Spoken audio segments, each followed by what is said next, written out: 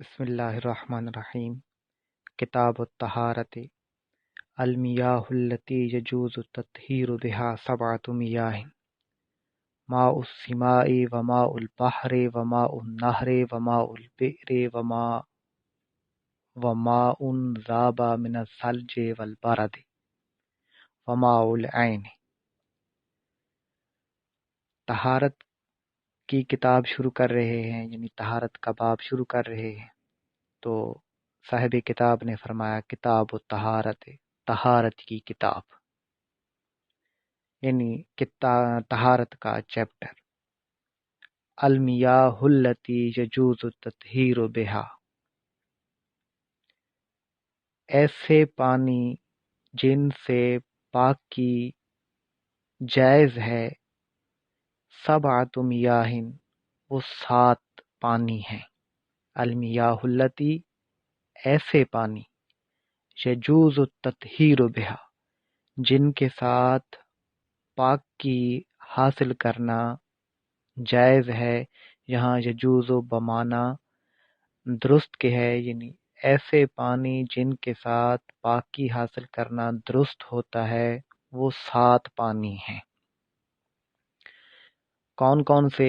ماء السماء، آسمان کا پانی، وماء البحر، سمندر کا پانی، وماء النہر، نہر کا پانی، وماء البئر، کنویں کا پانی، وماء ذاب من الثلج والبرد، اور وہ پانی جو برف اور اولوں سے پگھلا ہوا ہو، وماء العین، اور چشموں کا پانی۔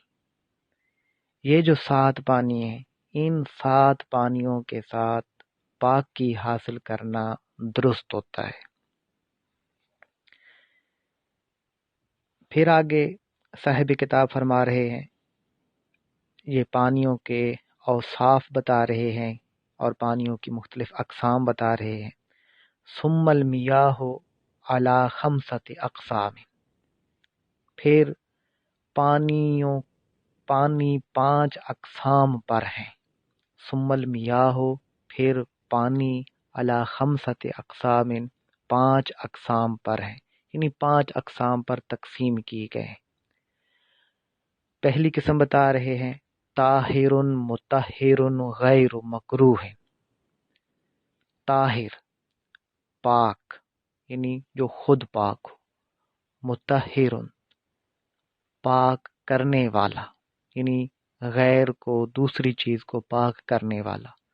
غیر مکروہ، جو مکروہ نہ ہو، خود بھی پاک ہو، غیر کو پاک کرنے والا بھی ہو، اور مکروہ بھی نہ ہو۔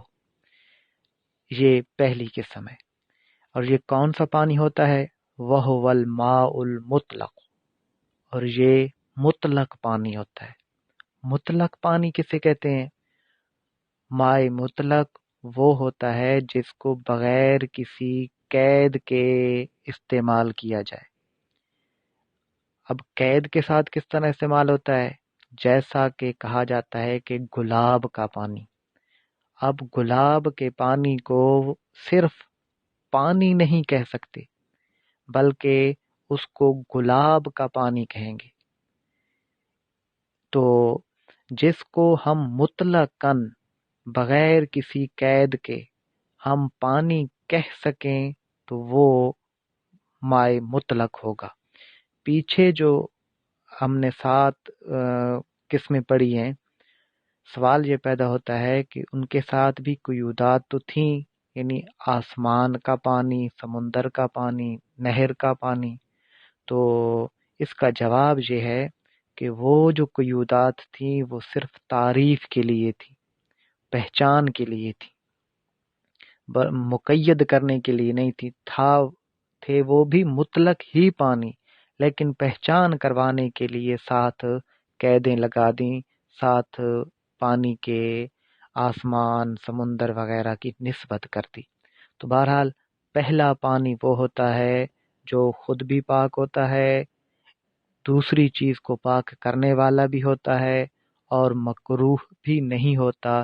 یہ وہ پانی ہوتا ہے ہم جس کو صرف پانی کہہ سکیں، جس کو ہم مطلقاً اکیلے اس پر لفظ پانی اگر دلالت نہ کر رہا ہو یا صرف پانی کے لفظ کے ساتھ ہم اس کو نہ پکار سکیں تو وہ پانی نہیں ہے۔ جیسے میں نے مثال دی کہ گلاب کا پانی، اب گلاب سے نچوڑا ہوا کوئی پانی ہو تو اس کو کوئی بھی شخص صرف پانی کہہ کر نہیں پکار سکتا، بلکہ اس کے لیے اسے کہنا پڑے گا کہ گلاب کا پانی۔ دوسری قسم بتا رہے ہیں وطاہر مطہر مکروہ، طاہر ہو یعنی خود پاک ہو، مطہر پاک کرنے والا بھی ہو، مکروہ لیکن ہو مکروہ۔ اور یہاں خود صاحب کتاب نے اپنی اسی کتاب کی شرح لکھتے ہوئے مراقی الفلاح میں بھی اور دوسری شرح امداد الفتاح میں جہاں وضاحت کے ساتھ لکھا کہ یہاں مکروہ سے مراد مکروہ تنزیہی ہے۔ مکروہ تنزیہی کسے کہتے ہیں؟ وہ جو شریعت کو ناپسند ہو لیکن شرعاً بندہ گناہگار نہیں ہوتا۔ تو یہ وہ پانی پانی کی دوسری قسم وہ جو خود پاک ہے، دوسری چیز کو غیر چیز کو پاک کرنے والا ہے لیکن ہوتا مکروہ تنزیہی ہے۔ اور یہ مکروہ تنزیہی بھی اس وقت ہوگا جب اس کے پاس مطلق پانی نہیں ہے، یعنی غیر مکروہ پانی ہو، مطلق پانی ہو، غیر مکروہ پانی ہو اور اس کی موجودگی میں وہ مکروہ پانی، یہ آگے جو قسم جس کی وضاحت آ رہی ہے، یہ جب استعمال کرے گا تو یہ تب اس کے لیے مکروہ ہوگا۔ کسی کے پاس پہلے سمجھ لیں کہ یہ کون سا پانی ہوتا ہے، طاہر مطہر مکروہ، جو خود پاک ہو، پاک کرنے والا ہو لیکن مکروہ ہو۔ وَهُوَ مَا شَرِبَ مِنْهُ الْحِرَّةُ وَنَحْوُهَا وَكَانَ قَلِيلًا، تھوڑے پانی سے بلی یا اس کی مثل کسی جانور نے پیا ہو، بلی اور اس کی وَنَحْوُهَا اور اس کی مثل اس طرح کی چیزوں نے، اس طرح کے جانوروں نے، اور وہ کون سے ہیں؟ وہ شکاری پرندے وغیرہ ہیں، اسی طرح چوہا وغیرہ۔ تو بلی، شکاری پرندے یا مرغی، اس طرح کی چیزوں نے کسی شے سے پانی پی لیا ہو، وہ تھوڑا ہو تو وہ پانی مکروہ ہوگا۔ یعنی اب صورت مسئلہ یہ ہوگی کہ کسی کے پاس بلی کا جھوٹا پانی بھی موجود ہے اور مطلق پانی بھی موجود ہے، یعنی ایسا پانی بھی موجود ہے جو بلی کا جھوٹا نہیں ہے۔ اب وہ مطلق پانی کی موجودگی میں بلی کے جھوٹے پانی سے وہ وضو کر رہا ہے تو یہ اس کے لیے مکروہ تنزیہی ہوگا۔ شریعت اس کو ناپسند کرتی ہے کہ مکروہ پانی کے ساتھ وضو وغیرہ کیا جائے جب کہ اس کے پاس مطلق پانی موجود ہو۔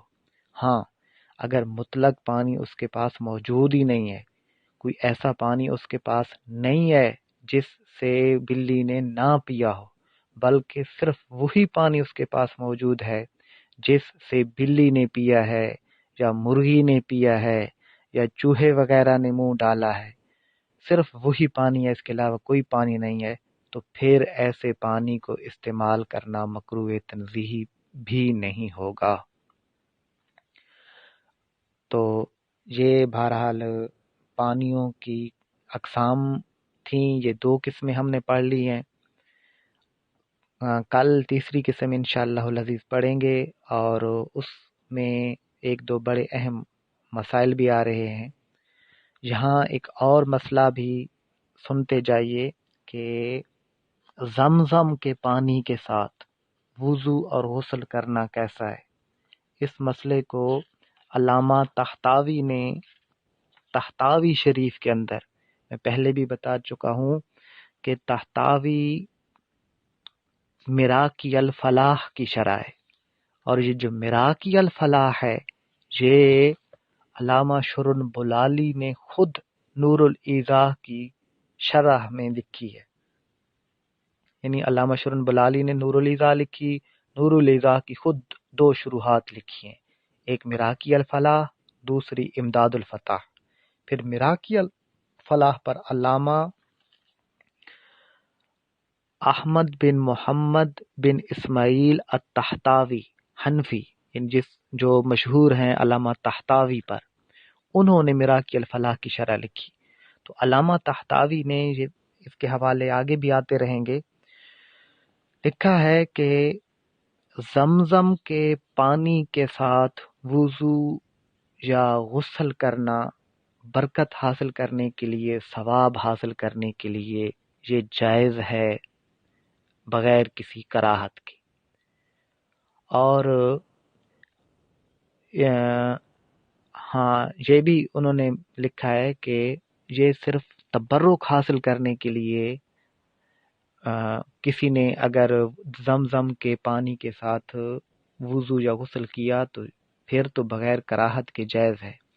لیکن اگر کوئی شخص جنبی ہو، یعنی کسی پر غسل فرض ہو، یا وضو کی اس کو حاجت ہو، محدث ہو یعنی اس کا وضو نہ ہو، یا ناپاک جگہ پر اگر وضو کر رہا ہے، یا زمزم کے پانی سے استنجا کر رہا ہے، تو یہ پھر اس کے لیے جائز نہیں ہے. اسی طرح نجاست حقیقیہ کو وہ زائل کر رہا ہے زمزم کے پانی کے ساتھ، تو یہ جائز نہیں ہے، بلکہ بعض علماء اکرام اس کو مکروہ تحریمی قرار دیتے ہیں. یعنی مسئلہ یہ ہے کہ زمزم کے پانی کے ساتھ برکت کے حصول کے لیے وضو اور غسل اس وقت کر سکتے ہیں جب وضو اور غسل ہو اور برکت حاصل کرنے کے لیے کیا جائے، یعنی اس پر غسل فرض نہ ہو یا اس کے لیے وضو کرنا ضروری نہ ہو، پہلے سے ہی وہ باوضو ہو. اگر کوئی شخص پہلے سے باوضو نہیں ہے، جنبی ہے، یا استنجا کر رہا ہے، یا نجاست حقیقیہ کو زائل کر رہا ہے، یا ناپاک جگہ پر بیٹھ کر زمزم کے پانی کے ساتھ یہ وضو وغیرہ کر رہا ہے، تو یہ چیزیں مکروہ تحریمی ہوں گی. ایسا کرنے والا گناہگار ہوگا. اور علامہ تحتاوی نے یہ بھی لکھا ہے کہ بعض لوگ زمزم کے پانی سے استنجا کرنے کی وجہ سے ان کو بواسیر کی بیماری بھی ہوئی ہے. تو بہرحال صرف برکت حاصل کرنے کے لیے باوضو شخص کو زمزم کے پانی کے ساتھ وضو کرنا، یا جس پر غسل فرض نہ ہو اس شخص کو برکت حاصل کرنے کے لیے غسل کرنا جائز ہے، مکروہ نہیں ہے. لیکن اگر کسی پر غسل فرض ہو، یا بے وضو ہو، یا ناپاک جگہ پر وضو کر رہا ہو، یا استنجا کر رہا ہو، یا نجاست حقیقی زائل کر رہا ہو، تو ایسی صورت میں زمزم کے پانی کو استعمال کرنا درست نہیں ہے، جائز نہیں ہے. اب طالب علموں کے لیے، جو مدارس کے طالب علم ہیں، ان کے لیے کچھ چیزیں اور بھی میں بتاتا چلوں. ایک یہ کہ کتاب الطہارت، کتاب و مضاف ہے، الطہارت مضاف الیہ ہے. یہ مضاف الیہ مل کر ھذا مبتدا محذوف کی خبر بن رہے ہیں. اور دوسرا یہ کہ طہارت کو 3 طریقوں کے ساتھ پڑھا جا سکتا ہے، لیکن تینوں صورتوں میں معنی اس کے مختلف ہو جائیں گے. طہارت کہتے ہیں پاکیزگی حاصل کرنے کو. طہارت یعنی تا کے کسرہ کے ساتھ طہارت اگر پڑھیں تو طہارت کا مطلب ہوتا ہے جس چیز کے ساتھ پاکی حاصل کی جائے، یعنی پانی، مٹی، صابن وغیرہ، تو اس کو طہارت کہیں گے.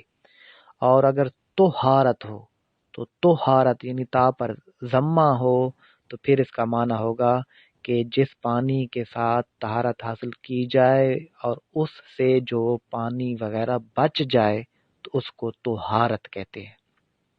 اسی طرح کتاب کا لغوی معنی ہوتا ہے جمع کرنا، اور چونکہ یہاں بھی کتاب میں حروف اور نقوش کو جمع کیا گیا ہے تو اس لیے کتاب کو کتاب کہا جاتا ہے۔ جی، اور یہاں جو شروع میں لفظ استعمال کیا المیاہ التی، المیاہ ماء ان کی جمع ہے، اور یہ جمع تکثیر ہے اور جمع کثرت ہے، یعنی 10 سے زیادہ کے لیے جو جمع استعمال ہو اس کو جمع کثرت کہتے ہیں، اور 10 سے کم کے لیے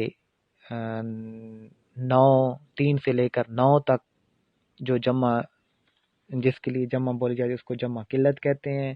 9 سے زائد کے لیے 10 اور 10 سے زیادہ کے لیے جو جمع بولی جاتی ہے اس کو جمع کثرت کہتے ہیں۔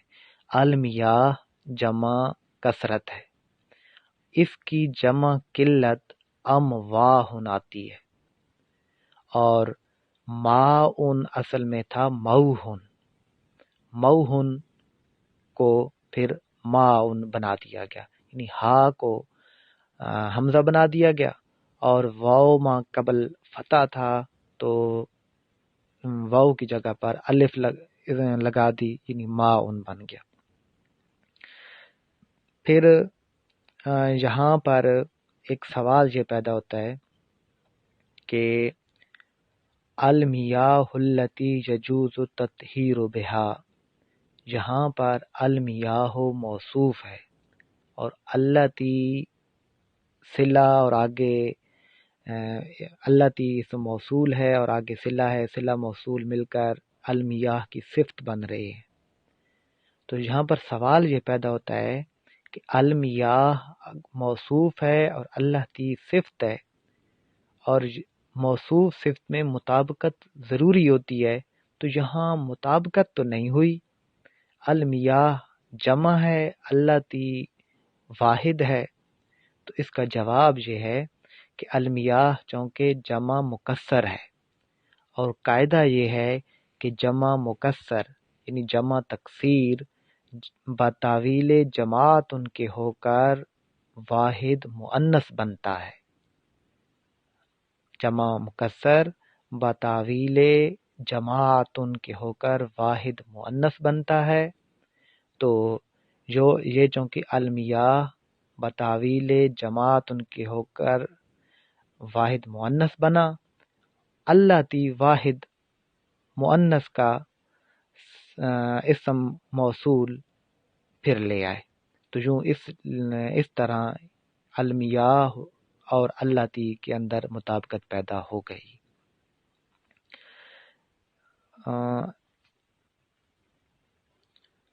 اسی طرح ہم نے حرۃ و نحوہا ان دونوں پر ضمہ اس لیے پڑھا کہ یہ حرۃ و نحوہا یہ دونوں شاربہ فعل کے فاعل بن رہے ہیں۔ بہرحال یہ کچھ آخری جو باتیں تھیں گرامیٹیکلی تھیں، گرامر کے اعتبار سے تھیں، اور یہ صرف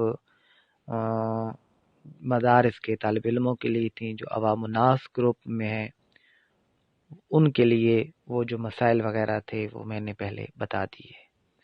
واللہ اعلم بحقیقت الکلام۔